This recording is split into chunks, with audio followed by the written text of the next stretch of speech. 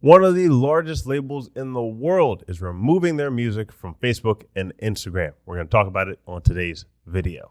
What's up, guys? This is Omari with No Nonsense Music Marketing, the #1 place for music business and industry advice online. If you're not subscribed already, click that subscribe button, hit the notification bell so you get updates on every new video that we do, because we are actually an active music marketing agency in the industry today. Not just one artist, not just somebody giving their opinion on something. This is something that we do on a regular basis for thousands and thousands of artists. So we give you the real information that we see from our data. Now, Cobalt Music, very large record label owned by Sony, I believe.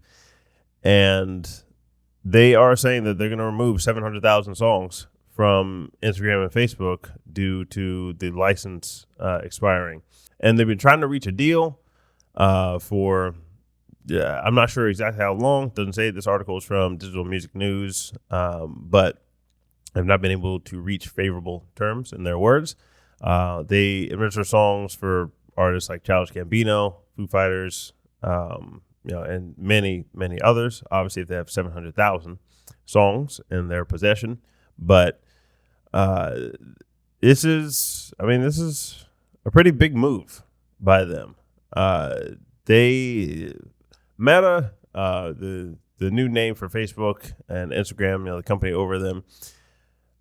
Meta is a bigger player than they are, but they're standing their ground, which, artists all throughout the last decade have been doing this with some of the bigger companies. I think they've made an impact, but this is an instance I want to point to for indie artists specifically, that just because there's a deal on the table doesn't mean it's the right deal. Doesn't mean you have to sign bad record deals. Doesn't mean you have to get into bad distribution contracts or anything like that. Just because there's a deal on the table does not mean it is the right deal. And when it's time to walk away from some deals, then it's time to walk away.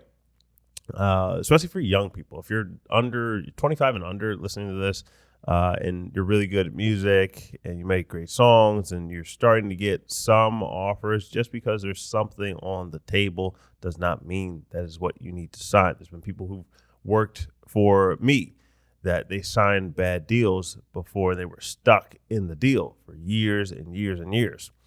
And just now recently getting out, and it might be a decade later, and they only came out with one album in the last decade because they weren't allowed to release music after they signed some bad deal, and they were just sitting on all this music that they couldn't release. And this could have been, they could have gotten in early on TikTok or gotten in early on other booming social media, or gotten in when Facebook ads were first coming out and they were super cheap, so on and so forth. Like, all of this could have happened if they had had more freedom with their catalog. So, not that indie artists will have 700,000 songs in their possession.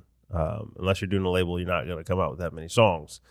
But this is overall the lesson we can take from this, is that if you believe that your music has a certain amount of value, then stick to your guns.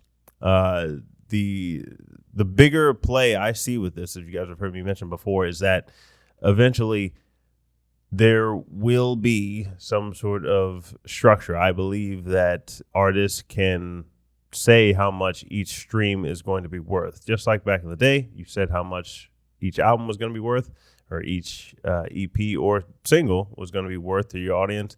Now, Spotify or Apple Music or Amazon is telling you how much you'll be paid per stream, versus you telling the audience, hey, here's how much my music is worth. I believe that's coming. I believe all the capital that has been going into music acquisitions, buying up the catalogs, knows that's coming in some respect, and they're prepping for that.